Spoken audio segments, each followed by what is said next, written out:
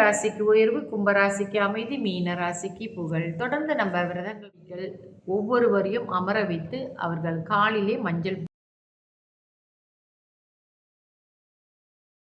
அனைவருக்கும் என் இனிய காலை வணக்கங்கள்.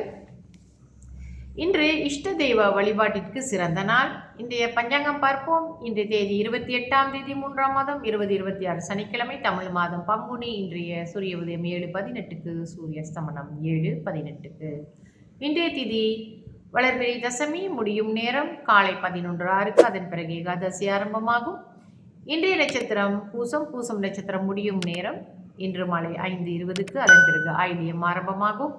இன்றைய யோகம் முதலில் சித்த யோகம், பிறகு மரண யோகமாக வருகிறது. நல்ல நேரம் காலை 11:47 இருந்து 12:47 வரை. அதன் பிறகு மாலை வேளையில் 6:18 இருந்து 7:18 வரை. தொடர்ந்து 7:18 இருந்து 8:48 வரை. ராகு கால நேரம் காலை 10:17 இருந்து 11:47 வரை.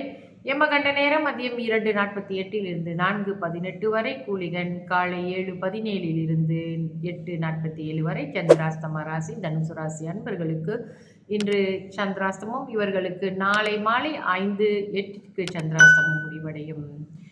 இன்றைய ராசி பலன் பார்ப்போம். மேஷ ராசிக்கு நலம், ரிஷப ராசிக்கு பிரீத்தி, மிதுன ராசிக்கு நட்பு, கடக ராசிக்கு வெற்றி, சிம்ம ராசிக்கு அன்பு, கன்னி ராசிக்கு சுகம், துலாம் ராசிக்கு பொறுமை, விருச்சக ராசிக்கு ஆதரவு, தனுசு ராசிக்கு லாபம், மகர ராசிக்கு உயர்வு, கும்பராசிக்கு அமைதி, மீன ராசிக்கு புகழ். தொடர்ந்து நம்ம விரதங்கள் பார்த்துட்டு வரும். ஒரு வருடத்திற்கான ஒரு மாதம் வருகின்ற விரதங்களை பார்த்து கொண்டு வருகிறோம். அந்த வகையிலே மிக முக்கியமாக எல்லா பெண்களும் செய்யக்கூடிய சுமங்கலி பூஜையை பார்ப்போம்.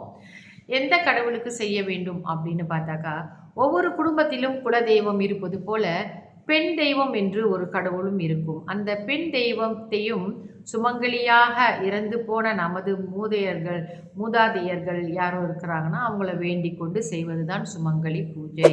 இந்த பூஜை செய்வதனால் என்னென்ன பலன்கள் என்று பார்ப்போம். பெண்களின் மாங்கல்ய பலனுக்காகவும் மாங்கல்ய பலம் பெறுவதற்கு இவர்கள் இந்த பூஜையை செய்கிறார்கள். இந்த பூஜையை யார் செய்ய வேண்டும் என்றால் சுமங்கலி பெண்கள் அனைவருமே இந்த பூஜையை செய்யலாம். திருமணமாகக்கூடிய கன்னி பெண்களும் இந்த பூஜையை செய்யலாம். எப்போது இந்த பூஜையை செய்ய வேண்டும்? வீட்டில் திருமணம் போன்ற சுபகாரியங்கள் நடப்பதற்கு 1 வாரம் 10 நாளுக்கு முன்பு செய்ய வேண்டும். பூஜை செய்யும் முறை ரொம்ப எளிய முறையாகத்தான் இருக்கிறது. சிலர் குடும்பத்தில் வீட்டில் உள்ள பெண்களையே, சுமங்கலி பெண்களை அழைத்து பூஜை செய்வார்கள். சிலர் அருகில் இருக்கும் பெண்களையும் தோழிகளையும் அழைத்து இந்த சுமங்கலி பூஜைகள் செய்வார்கள்.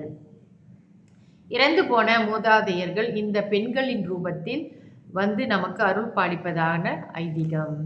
தொடர்ந்து இந்த பூஜைக்கு வந்துள்ள சுமங்கலிகள் ஒவ்வொருவரையும் அமர வைத்து அவர்கள் காலிலே மஞ்சள் பூசி நலுங்கு வைக்க வேண்டும். பிறகு பூஜை செய்து அம்பாளையும் மூதாதையர்களையும் வணங்கிய பிறகு அனைவருக்கும் தலைவாழை இலை உணவு அளிக்க வேண்டும்.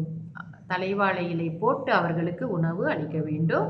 சுமங்கலியை அமர வைத்து வசதிக்கேற்ப நம்ம அவங்களுக்கு ரவிக்கை, சேலை, துணிமணி நம்ம எப்படி நம்மளால் எந்த அளவுக்கு அவர்களுக்கு செய்ய முடியுமோ மரியாதை செய்ய வேண்டும். தாம்பூலம் கொடுப்பது மிகவும் சிறப்பு.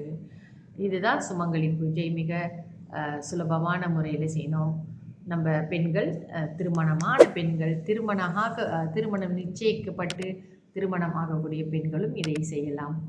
தொடர்ந்து நம்ம பதிவில் இன்னும் விரதங்களை பற்றி பார்ப்போம். நாளைய பதிவில் சந்திப்போம். நன்றி, வணக்கம்.